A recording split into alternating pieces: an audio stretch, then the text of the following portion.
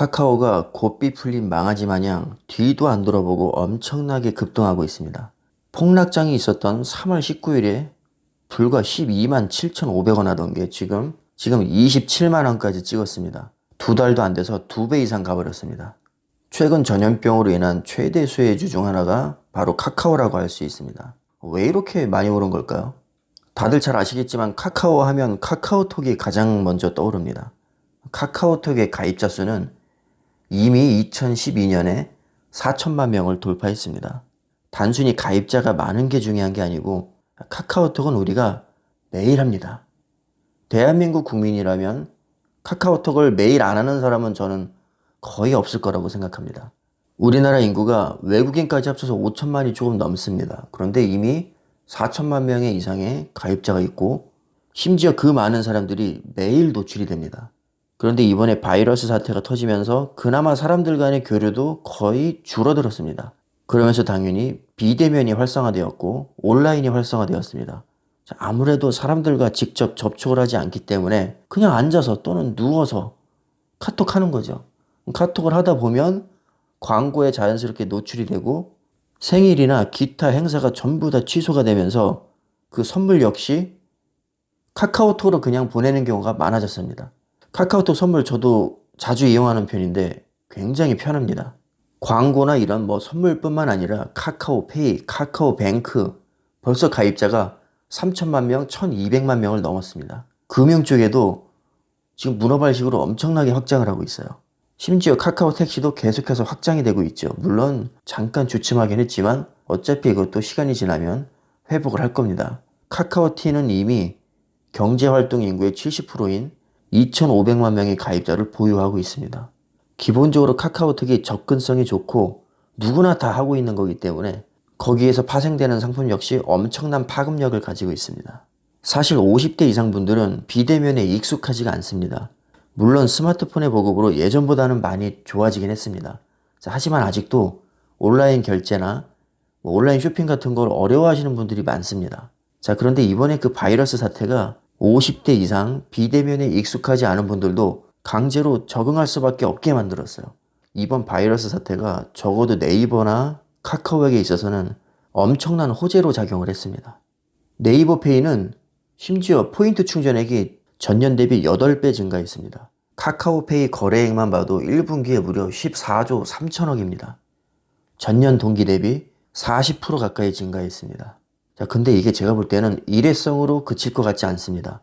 원래 온라인을 선호했던 젊은 층뿐만 아니라 기존에 온라인에 접근하기를 어려워했던 고령층이 이번에 그 편리함을 맛을 봐버렸어요. 이런 말이 있습니다, 여러분. 맛을 안 본 사람은 있어도 한 번 맛본 사람은 없다. 한 번 맛을 보면 계속해서 맛볼 수밖에 없다는 얘기죠. 몰랐을 때는 그냥 모르고 넘어가지만 좋은 걸 알고 나서부터는 그거를 끊을 수 없다는 얘기입니다. 이번에 바이러스 사태가 카카오가 하는 온라인 위주 사업에 강제로 맛을 보게 했다는 얘기입니다.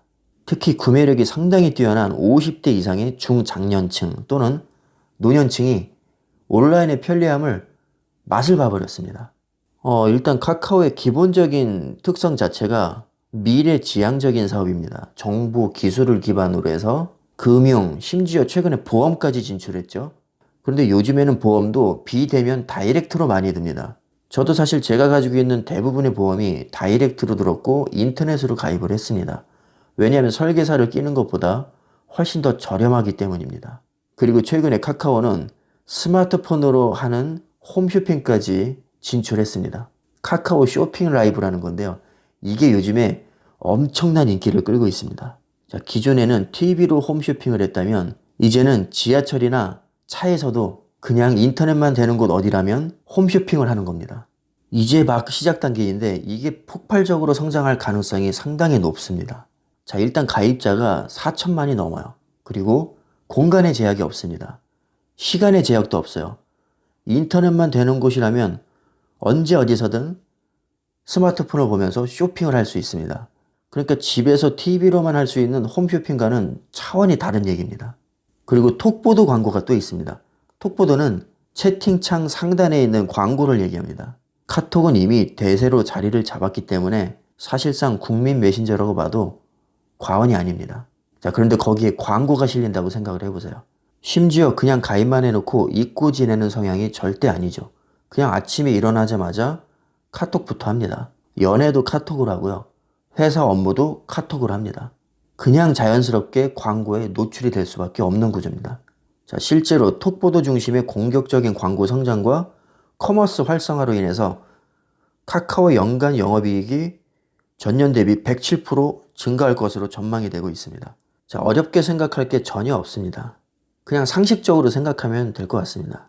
지금 카카오가 손대고 있는 사업들이 굳이 이 바이러스 사태를 차치하더라도 사양 추세로 접어들 확률보다 앞으로 성장할 가능성이 훨씬 더 높아 보입니다.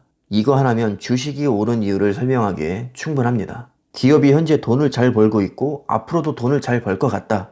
그럼 그 주식은 가는 겁니다. 대부분의 사람들은 사실 이런 것을 보고 투자를 합니다.